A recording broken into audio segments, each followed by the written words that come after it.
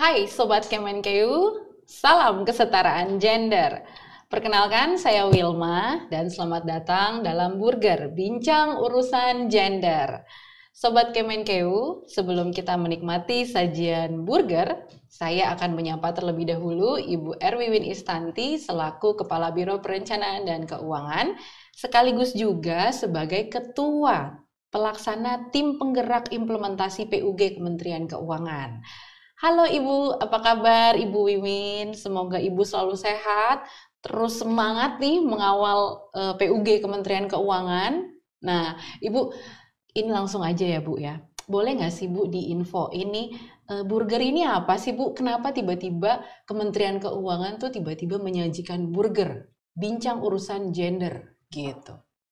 Terima kasih Wilma, semoga kita semua selalu sehat dan terus semangat dalam melaksanakan tugas kita sehari-hari, khususnya yang relevan dengan topik podcast kali ini yaitu pengaruh utamaan gender dikaitkan dengan perubahan iklim. Seperti kita ketahui bersama bahwa pemerintah berkomitmen untuk melaksanakan pembangunan secara inklusif, sekaligus setara gender. Demikian pula Kementerian Keuangan sebagai pengelola keuangan dan kekayaan negara terus berupaya untuk merespon isu-isu inklusivitas dan kesetaraan gender tersebut dalam perumusan kebijakan fiskal dan kebijakan lainnya serta dalam pemberian layanan kepada para stakeholders. Nah, Wilma, seperti tadi Wilma tanyakan ya, bahwa burger itu apa sih? Jadi burger di sini merupakan salah satu inovasi media Kementerian Keuangan, dalam hal ini tim penggerak implementasi PUG yang menyajikan berbagai informasi mengenai upaya dan kepedulian Kementerian Keuangan untuk bersama-sama mewujudkan kesetaraan gender dalam pembangunan. Harapan saya dengan adanya podcast burger ini, maka awareness dan pemahaman seluruh pegawai maupun stakeholders Kementerian Keuangan terhadap isu-isu gender menjadi semakin baik dan komprehensif.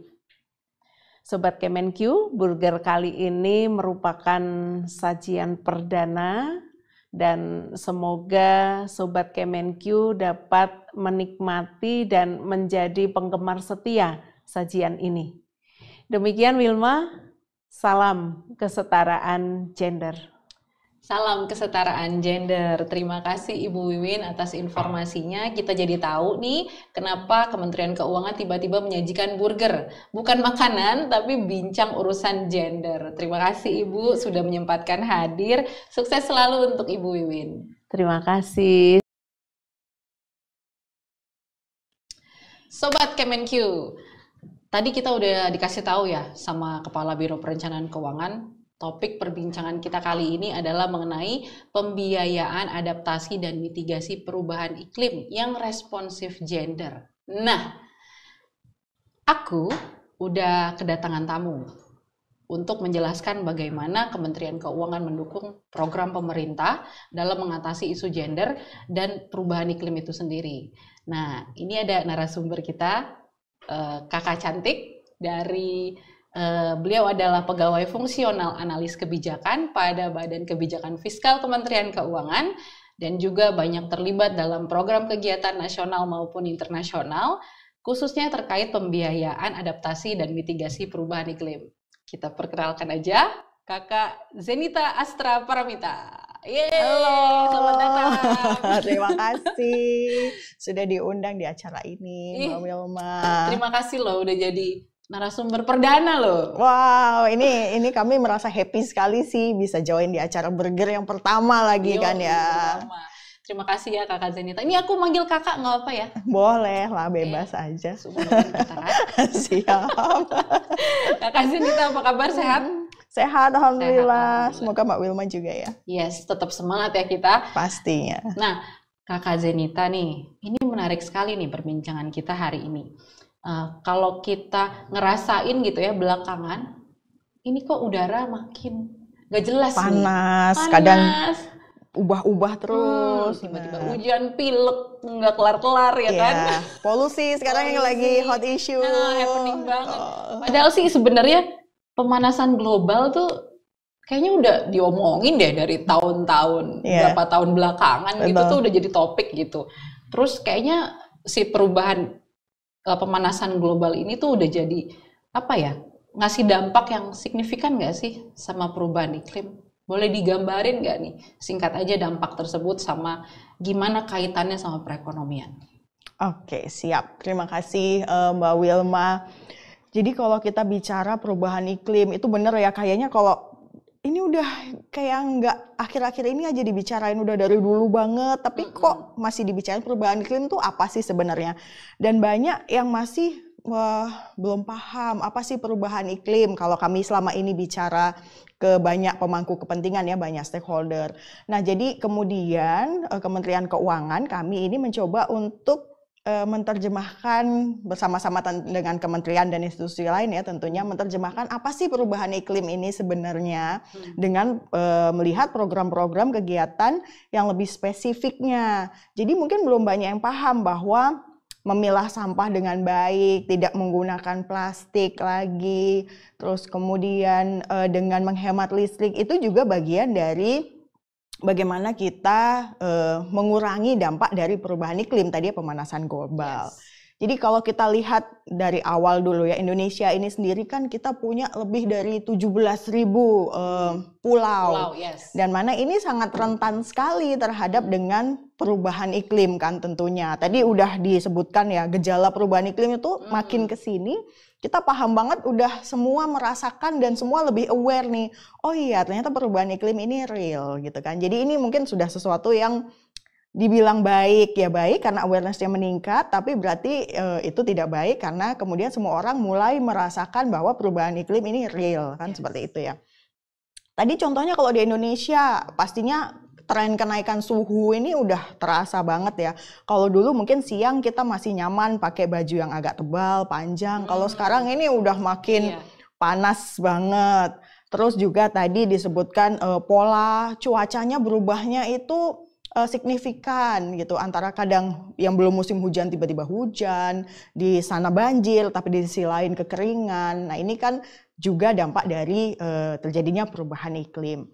Lalu kita lihat juga es kan mencair, kita lihat di mana-mana. Nah itu dampaknya di Indonesia tadi yang negara kepulauan tentu saja kan ini ngaruh banget ya. Iya, karena kenaikan air laut ini tadi balik lagi akhirnya pulau-pulau di Indonesia ini sangat rentan dengan dampak dari perubahan iklim. Nah banyak sekali Indonesia juga kalau kita bicara punya banyak sekali keanekaragaman hayati ya, baik di laut dan di yang lainnya. Nah ini kan juga akan terancam dengan adanya perubahan iklim. Jadi memang kalau kita ngomongin perubahan iklim ini panjang. Nah kaitannya kalau dengan di Kementerian Keuangan, jadi di Indonesia sendiri ini ada potensi kerugian ekonominya itu mencapai 3,45% PDB by 2030. Nah untuk itulah banyak hal-hal program kegiatan yang secara real harus didorong oleh tidak hanya pemerintah, tapi juga oleh seluruh elemen baik masyarakat dan juga development partners. Jadi banyak yang harus kita lakukan. Nah, kalau yang dulu karena perubahan iklim itu masih tadi ya, masih belum banyak dirasakan dan sekarang lebih banyak dirasakan. Jadi kalau di global ini sudah jadi isu yang semakin tadi ya hot issue dan juga tentu saja karena dampaknya sudah semakin terasa, jadi pendanaan yang dibutuhkan tuh sekarang sudah double dari yang dulu. Jadi memang ada urgensi bahwa kita harus segera melakukan aksi mitigasi tadi ataupun adaptasi terkait dengan perubahan iklim ini. Tadi kalau bicara banyak sih kaitannya ya, mungkin nanti kita ngobrol lebih lanjut dulu deh, mungkin itu pembukaannya. Nah, kalau tadi kan udah dijelasin ya, perubahan iklim itu gimana sih dampaknya, udah gitu aku tuh pernah baca loh, ini katanya kalau misal perubahan iklim itu ngaruhnya tuh sangat kuat, bahkan bisa sampai ke kesenjangan gender. Nah, kalau misal sampai kesenjangan gender gitu tuh, itu bakalan even satu satu suku di dunia tuh bisa, katanya sih bisa hilang gitu, bener nggak sih? Gimana sih? Kayaknya ngeri ya memang ya. Ini sebelum acara ini juga aku, ngeri juga ya ini perubahan iklim ini ya. Nah, kalau misalnya bicara gender, kesenjangan gender, itu kan pasti ada yang namanya kesenjangan peran antara laki-laki dan perempuan gitu kan ya. Nah, bagaimana gambaran kesenjangan gender ini akibat perubahan iklim nih? Bener nggak sih itu tadi tuh yang aku baca tuh apa itu berita semata atau bagaimana gitu? Oke, siap. Nah, iya itu memang ya. Dampak dari perubahan iklim itu tidak netral gender, itu yang harus kita pahami bersama. Tapi ketika kita bicara itu banyak sekali ketemu ya dengan stakeholder, tuh pertanyaannya perubahan iklim aja mereka tadi ya masih bingung. Dalam artian kalau langsung melihat program kegiatannya mana yang mitigasi, mana yang adaptasi. Untuk membedakan itu saja masih perlu untuk ditingkatkan lagi kan pemahaman dan awareness-nya. Sekarang gender nih, mereka kayak bingung. Ini apalagi perubahan iklim dan gender kaitannya di mana? Nah, mungkin sama juga untuk identifikasi program kegiatan gender, seringkali tagline yang digunakan perempuan. Nah, ini jadi kan ini yang perlu kita luruskan ya mungkin di sini, bahwa ini saya sering kalau lagi diskusi selalu menyampaikan kita bicara gender jangan cuma perempuan loh. Karena seringkali kalau kita bikin undangan diskusi yang judulnya gender, oh ini ibu-ibu aja deh yang datang nih gitu. Perempuan ini mah gitu. Ini acaranya perempuan nih, urusannya perempuan. No, jangan dibikin gender ini seperti urusan perempuan lagi menyuarakan sesuatu yang mereka mau. Padahal kan bukan seperti itu ya. Mungkin yang konsepsinya bahwa kalau bicara laki-laki dan perempuan itu kan berarti dilihatnya dari jenis kelamin, dari lebih ke biologisnya. Itu kan sesuatu yang kodrati yang kita tidak bisa ubah. Itu jenis kelamin ya, hal yang berbeda. Kalau kita bicara konsepsi gender, yang dilihat adalah bagaimana kemudian peran-peran kelompok masyarakat ini kesehariannya gitu. Jadi ada laki-laki, ada perempuan, ada kelompok disabilitas, ada anak-anak, ada orang tua. Jadi ini adalah suatu kelompok-kelompok yang mempunyai tadi peranan-peranan tersendiri di dalam masyarakat. Jadi itu hal yang harus dibedakan. Nah, kalau kita bicara terus apa kaitannya kenapa dampak perubahan iklim ini tidak netral gender? Tadi jadi memang dampaknya misalnya kita lihat ya kekeringan misalnya. Yang mana kemudian kita tahu bahwa urusan domestik itu menjadi urusan perempuan kebanyakan sejauh ini. Padahal seharusnya tidak begitu, tapi kita bicara sejauh ini ya. Sejauh ini jadi urusan domestik itu perempuan dan juga anak-anak perempuan. Jadi seringkali kemudian karena ada kekeringan, kurang air, perempuan ini harus jalan jauh sekali dari rumahnya untuk mencari air bersih untuk keluarganya. Yang mana kemudian anak-anak perempuan ini banyak yang juga tidak melanjutkan sekolahnya karena harus membantu ibunya urusan domestik di rumah. Karena tadi ibunya harus jauh mencari air, jadi harus ada yang take care di rumah, mengurusi hal-hal domestik lain. Jadi anak perempuannya seringkali harus ada di rumah. Tapi kita tidak hanya bicara tentang perempuan lagi-lagi kan di gender ini. Misalnya kita lihat karena tadi Indonesia di wilayah pesisirnya banyak ya. Banyak juga laki-laki dan juga anak laki-laki yang terdampak dari perubahan iklim. Misalnya tadi karena pola cuaca yang berubah-ubah, lalu melautnya itu harus mungkin lebih sering atau dengan pola yang berbeda dari biasanya. Banyak juga kemudian anak laki-laki yang tidak melanjutkan sekolahnya karena harus membantu bapaknya melaut. Jadi kalau bicara perubahan iklim dan gender, kita lagi-lagi tidak hanya bicara perempuan. Jadi mungkin kaitannya itu di situ. Itu yang coba kita kemudian kolaborasikan ya, melihat antara perubahan iklim dan gender ini. Bagaimana yang selalu kami dorong adalah kelompok rentan gender ini, baik laki-laki, perempuan, anak laki-laki, perempuan, orang tua, kelompok disabilitas. Ini yang tadinya mungkin sangat rentan atas dampak perubahan iklim, yang kita bisa bilang mungkin korban dari adanya perubahan iklim, mereka kemudian bisa kita dorong, kita bantu untuk bisa justru menjadi agent of change gitu kan, bagaimana merubah pola-pola, bisa beradaptasi dan memitigasi adanya perubahan iklim. Oke, Kak Zenita, berarti perubahan iklim itu sebenarnya ujungnya tuh belum tentu perempuan. Betul, tadi ya kan ada laki-laki juga, anak laki-laki, kepala anak keluarga, laki-laki yang nggak bisa melaut gitu. Betul. Terus kaum disabilitas juga. Iya benar, gitu tadi kan kalau kita bicara juga ya, bahwa Indonesia itu negara kepulauan yang banyak sekali bencana hidrometeorologi kan. Berarti di sini banyak sekali dalam beberapa kasus ataupun kejadian ini kelompok disabilitas ini banyak menjadi korban. Nah, kemudian inilah pemerintah juga mencoba untuk mendorong kelompok disabilitas ini lebih mempersiapkan dalam hal terjadi bencana yang tadi ya, utamanya adalah yang tadi sebagai korban, harapannya nanti bisa menjadi agent of change. Jadi mempersiapkan diri mereka sendiri dan kalau bisa mereka juga bisa membantu yang lainnya gitu kan. Ini banget ya.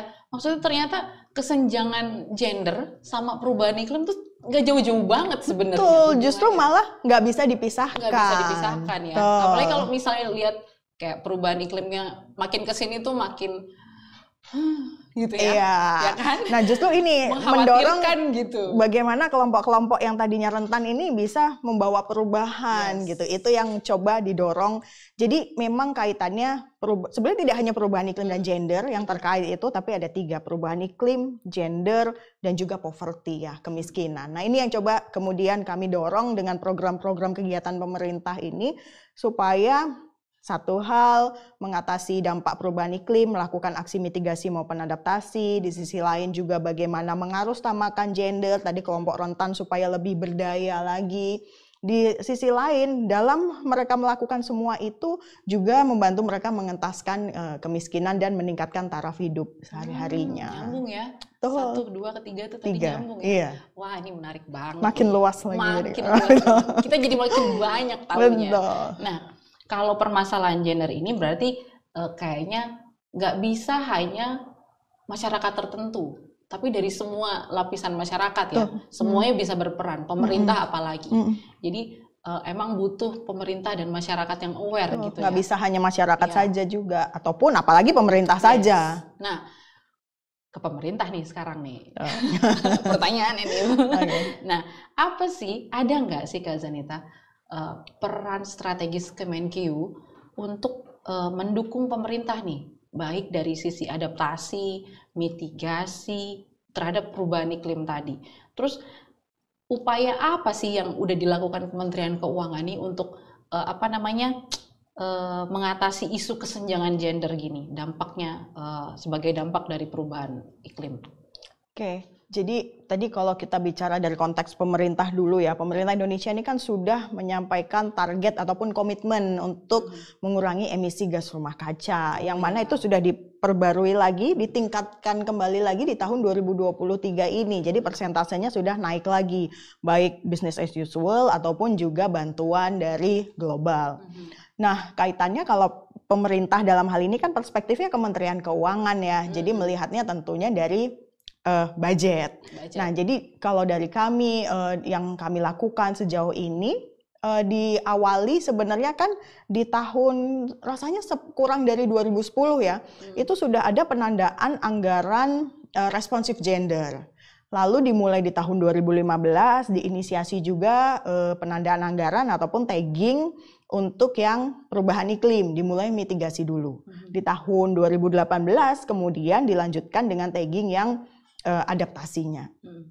Nah di 2018 itu juga kami di Badan Kebijakan Fiskal mencoba untuk melihat tadi kaitan antara perubahan iklim dan gender. Karena kaitannya dengan alokasi anggarannya yang kami lihat adalah, karena sudah ada sistemnya ya, ada sistem namanya KRISNA, yang mana kementerian lembaga akan melakukan penandaan di dalam situ tadi. Nah jadi itulah yang kami coba untuk lihat, kami lakukan analisa, sudah seberapa besar sih sebenarnya penandaan anggaran yang berangkatnya dari perubahan iklim ya, karena kan judulnya perubahan iklim yang responsif gender.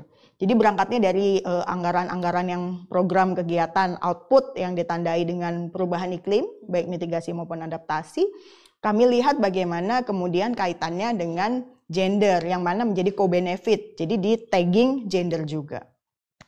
Karena kalau sejauh diskusi yang kami lakukan sebelum melakukan analisa itu, semua kementerian menyampaikan bahwa oh iya kami sudah banyak juga mendorong gender. Oh iya kami kan kalau untuk perubahan iklim itu ada KL-KL yang memang mendapatkan mandat ya untuk harus mereka melakukan program kegiatan terkait perubahan iklim. Kalau gender kan memang mainstream di semua kementerian. Nah mereka menyatakan sebenarnya mereka sudah cukup aware dan sudah melakukan. Tapi ternyata ketika dilakukan analisanya, ketika disandingkan data-datanya, ternyata kurang lebih tidak sampai 5 lah, hanya sekitar 3 sampai 5 kalau nggak salah yang co-benefit. Padahal tadi ya kalau kita sebelumnya udah bicara kaitannya itu kan nggak bisa dipisahkan.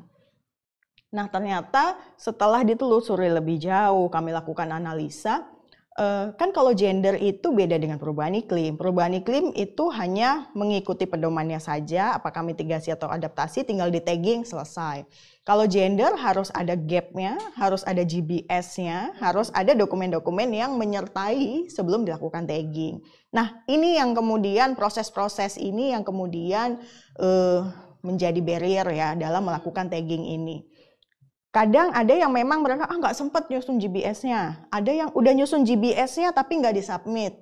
Jadi itu kemudian tidak tertag juga. Nah ini yang kemudian kami coba untuk dorong, tidak hanya di Kementerian Keuangan, tapi bersama juga dengan Bappenas, bersama KPPA tentunya, dan juga development partner yang juga mendorong apa yang pemerintah lakukan.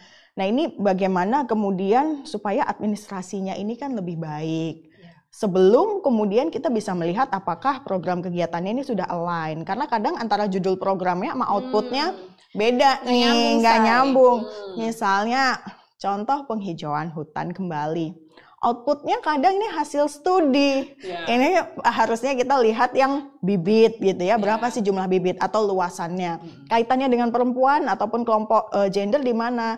Apakah kemudian sudah ada perempuan-perempuan yang dilibatkan dalam proses penanaman kembali dimaksud, ataupun bagaimana laki-laki ini mendapatkan daya lebih untuk ekonominya ya dengan adanya program ini. Nah itu yang coba dilihat. Tapi sebelum itu harus dirapikan dulu nih bahwa taggingnya itu sudah dilakukan. Jadi memang agak prosesnya jadi agak kita mundur sedikit dulu, tapi nggak apa-apa untuk awareness bersama.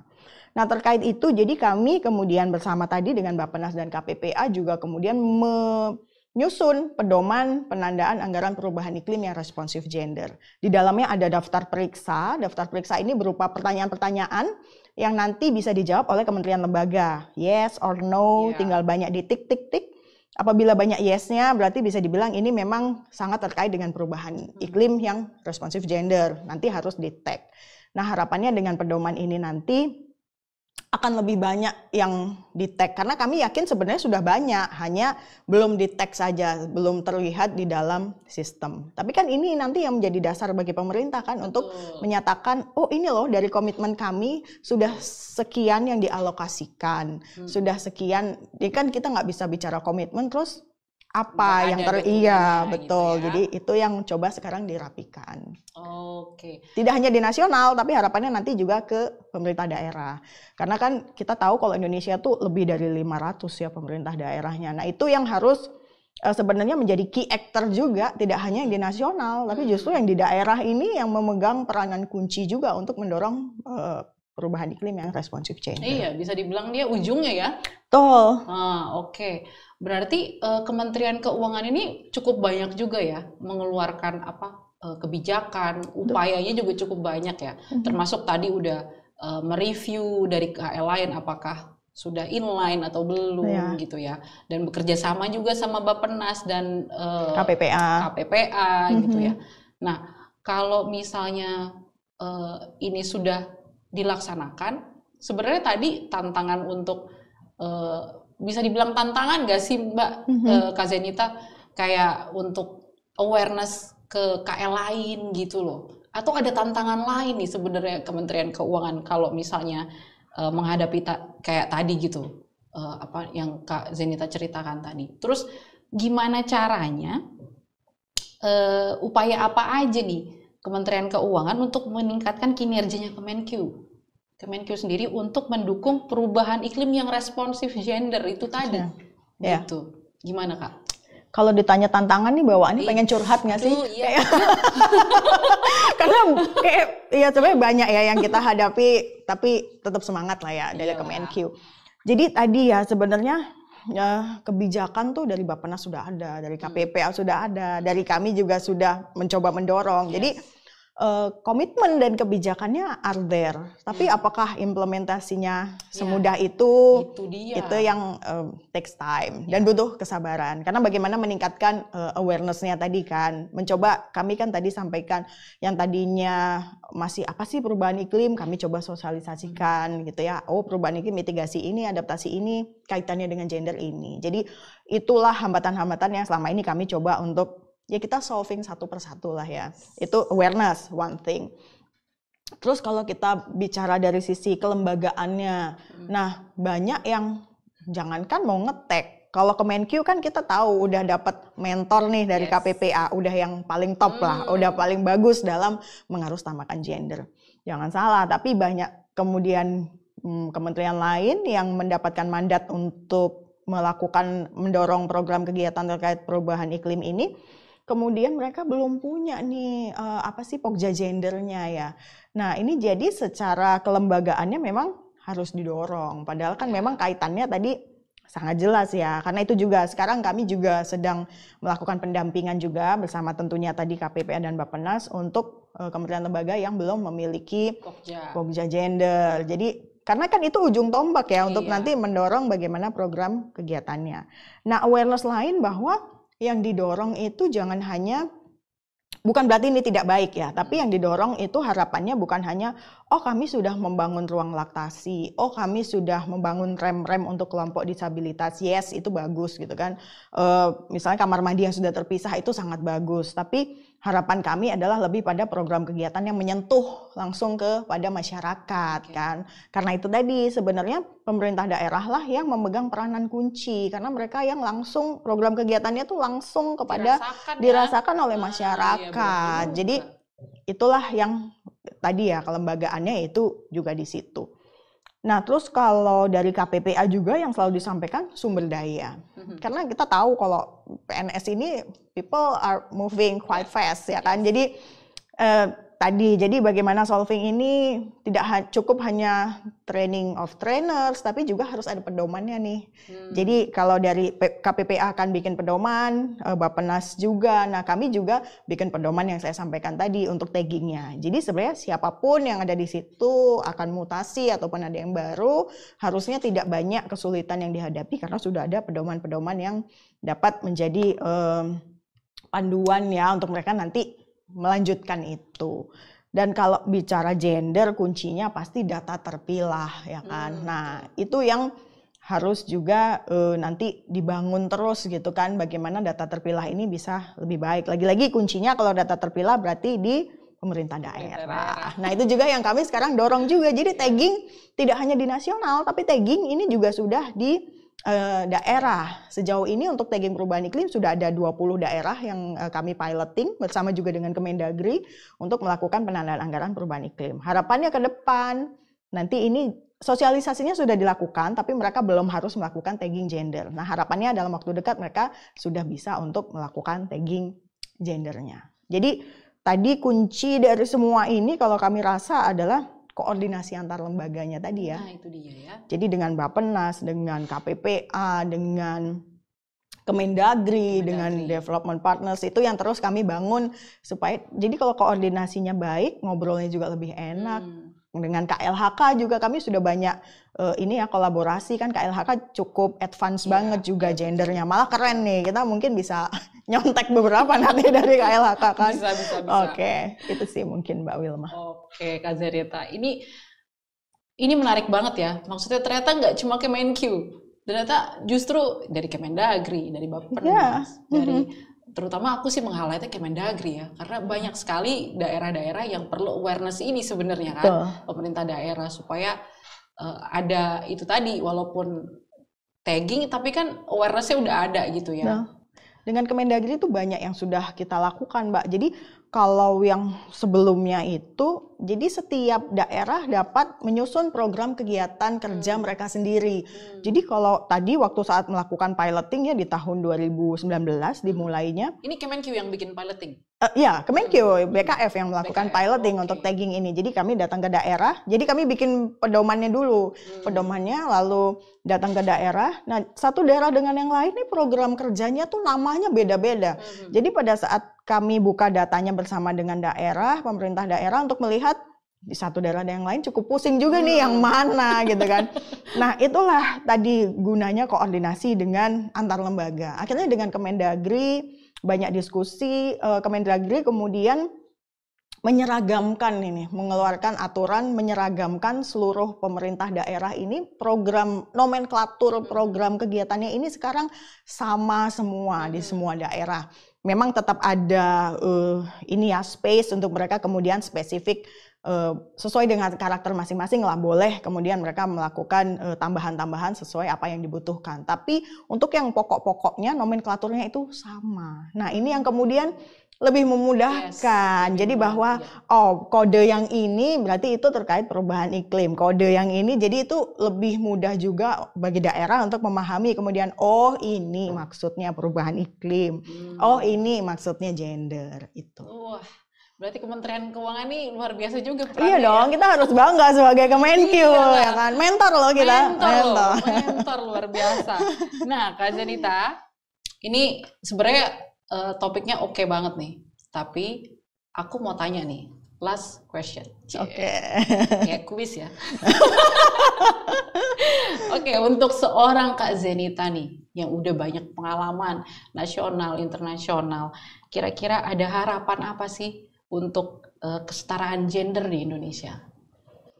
Harapan tuh banyak ya. Berat Tapi nih iya, kayak ini ya. Tapi mungkin yang low hanging fruit, sebenarnya nggak low banget juga ini ya. Cuman kayak saya setiap kali diskusi gitu, selalu ngelihat lagi ke audiens. Kalau banyak perempuannya, honestly saya sedih gitu. Karena saya will be more than happy kalau banyak laki-laki yang duduk di situ. Karena apa? Berarti awareness-nya sudah terbangun, sudah tercipta bahwa kalau kita bicara gender, ini bukan hanya urusan perempuan gitu kan.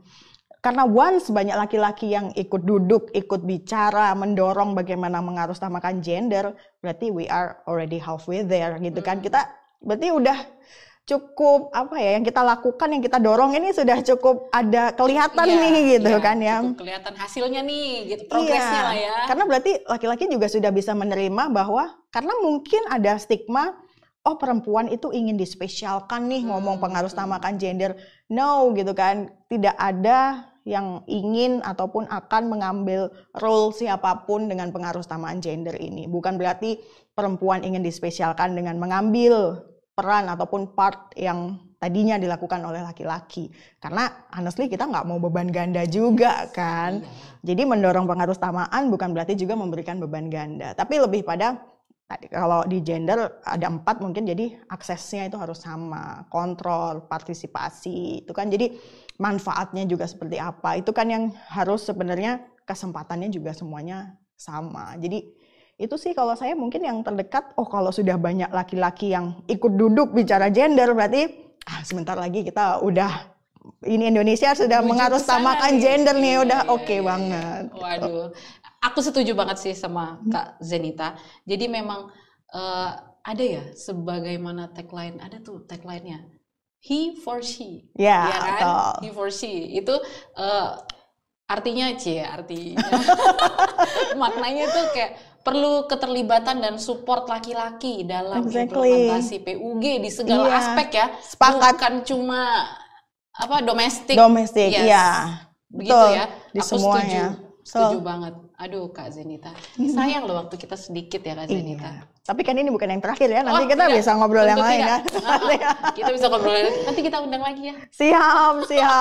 Ini our pleasure. Terima kasih banyak buat waktunya, lagi sibuk-sibuk hari gini. Kami yang terima kasih sudah diundang, bisa sharing kemudian apa yang sudah dilakukan, dan juga harapannya ini bisa memberikan tadi ya, meningkatkan awareness dari siapapun nanti yang akan melihat ini, supaya banyak hal yang perlu kita dorong bersama. Ayo kita bersama gitu kan, karena pemerintah tidak bisa melakukan ini sendiri. Yes, bener banget, nggak bisa ngelakuin sendiri. Terima kasih sekali Kak Zenita.